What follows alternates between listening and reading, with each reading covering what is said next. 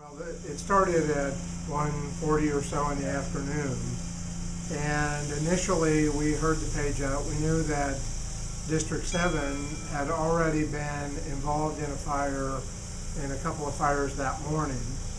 I heard District 1 en route to the fire, and while they were en route to the fire, their fire chief, DJ Evans, called me up and said that he could see the smoke column and that they were leaning pretty far forward and that he was interested in having us back him up.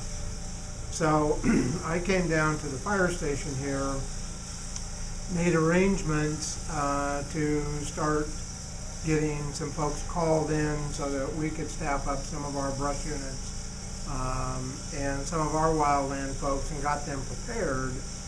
And then I listened to his short report and found out that he had a fire that had already jumped the road.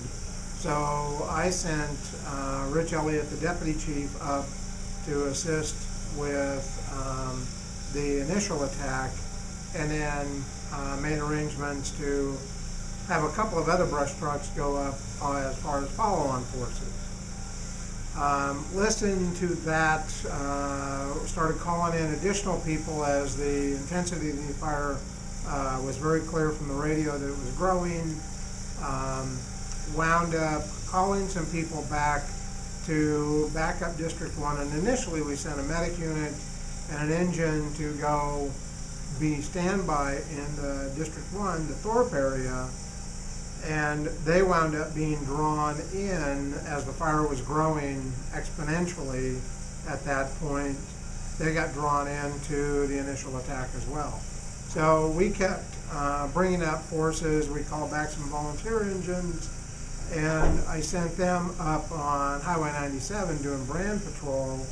In the meantime, I had been called by Clay Myers or Fred Slyfield that they were opening up the Emergency Operations Center and would I come down.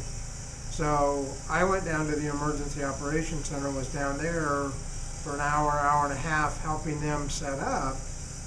And that's when I got the phone call that the fire had jumped Highway 97 and was now into the district.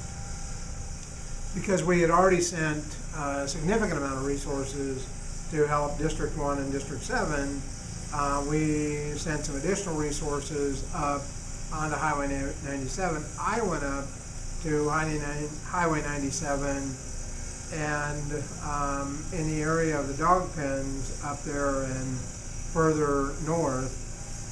And while I was there, I was talking to command on the radio and letting them know that a flame front had already jumped Highway 97. And so I got assigned to the I believe it was Sierra Division, which is the Highway 97 division. And from Highway 97 east, as the fire traveled east, that was my division for the remainder of that night into the next day when we turned it over to the Type 2 team. Well, it had traveled a long ways from where it started in a very short period of time. It was in perfect alignment with the wind, and it was a wind-driven fire, and at times it was moving, between 15 to 30 miles an hour. We were just trying to do point protection on homes, because there was no way, because at the head of the fire, you're not going to put the fire out. You've got to either get far enough ahead of it and be able to do a back burn on it, do a burnout so that it runs into burn fuel and take its fuel away, or you're flanking the fire. Well, the fire was moving entirely too fast to flank it. So what we were trying to do is get out ahead of it and burn off some acreage so that when it ran into it, it ran out of fuel. And that's ultimately what they did. They ultimately put a cat line up, Pheasant Lane, burned out from there, and took the fuel away. And that's what eventually got the fire put out from its easterly travel. But at that point, they were still then having to flank the fire. And so they had, when we turned the fire over to the team, they were still actively engaged in fighting the fire. The eastern side was eventually stopped at Pheasant Lane. you're talking about a lot of country that it traveled. And so there were homes along Highway 97.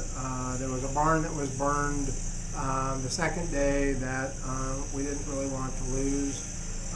But you know, you had a lot of fire, and our local resources were absolutely tapped on that first day.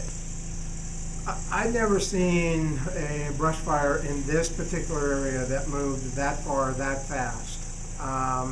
But again, it was a perfect alignment. It was just the perfect day. You had very low humidity, very high heat, and you had a 30-mile-an-hour wind that was pushing it. So once it climbed that ridge and got aligned with the wind, it just took off. And you know, again, we started ramping up resources very early on.